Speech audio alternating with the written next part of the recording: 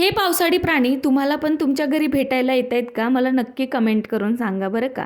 तर मला खूप दिवसा अगोदर एक कमेंट आली होती की मिनल आमटी कशी करते हे मला सांग.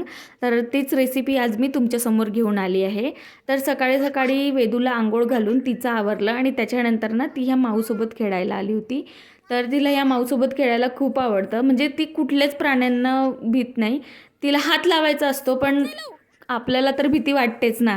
त्याच्यानंतर तिला झोपवून दिलं आणि ती झोपल्यानंतर दुसऱ्या दिवशी पोळ्यांचा आणि आमटीचा स्वयंपाक करायचा होतं म्हणून तांदूळ नीट करत बसले होते. आणि त्याच्यानंतर ही भेळ आम्ही केली होती. ही भेळ आमच्याकडे विकत भेटते फरसाणसोबत वगैरे आणि खूप प्रसिद्ध भेळ आहे आमच्याकडे. त्याच्यानंतर हा नवीन कुकर आणला आहे कारण ना वेदूने सगळे जुने कुकर खाली पाडून पाडून खराब करून टाकले आहे. आमटीसाठी खिसलेलं खोबरं भाजून घेतलं. त्याच्यानंतर तेलामध्ये थोडे तांदूळ परतून घ्यायचे आहे आणि त्यानंतर त्याच तेलात थोडी हरभऱ्याची डाळ परतून घ्यायची आहे लालसर होईपर्यंत. त्यानंतर कांदा, कोथिंबीर आणि तीळ हे सुद्धा तेलामध्ये परतून घ्यायची आहे.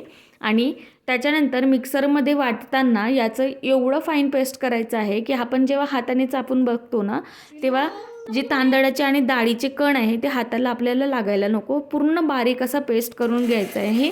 आता बघा आमटी करायची सगळ्यांची वेगवेगळी पद्धत असते.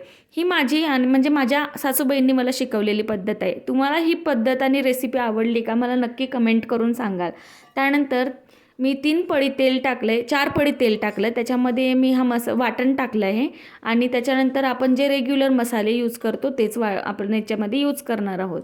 वाटण आपल्याला थोड्या वेळ तेलामध्ये चांगलं परतू द्यायचं आहे.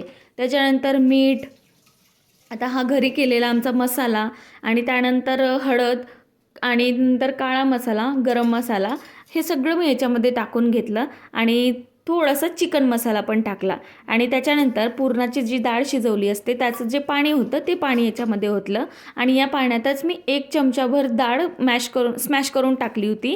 ते पण याच्यामध्ये टाकले आणि त्याच्यानंतर तुम्हाला ज्या प्रमाणात पाहिजे याचं क्वांटिटी आणि कसं पाहिजे टेक्स्चर, घट्ट पाहिजे, पातळ पाहिजे त्याप्रमाणे याच्यामध्ये पाणी ओतून याला थोडा वेळ उकळू द्या. चला, तयार आहे आपली आमटी.